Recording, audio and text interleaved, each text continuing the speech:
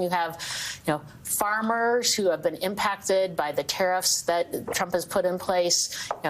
They are struggling right now. When you look at that district and what the administration has done, you can see why people would be angry and outraged. And this is the American people at large. This isn't people who are just Democrats or Republicans or independent. People are hurting.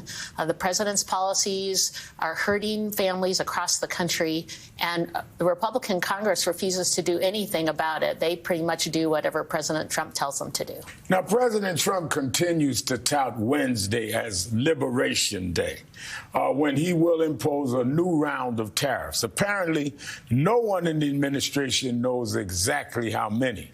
The president telling my colleague Christian Welker he, quote, couldn't care less, end of quote, if automakers raise prices in response.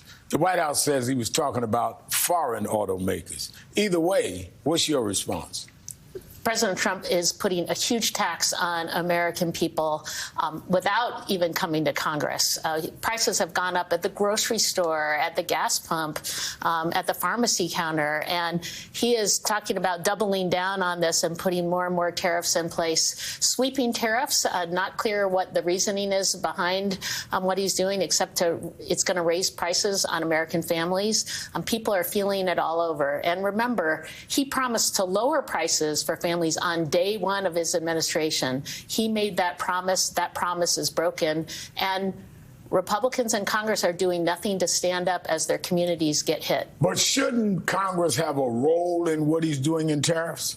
Absolutely. In fact, the Constitution gives Congress a role. Congress should be voting, and Trump why are they not voting? Why are they not being aggressive about this? We have tried hard. I have actually been introducing legislation to prevent the president from using legislation that was written a long, long time ago, kind of abusing that legislation to try to put these sweeping tariffs in place. Republicans refused to have a vote on this at all. And yet Republicans were making the same argument that Congress needs to have a say when President Biden was in place.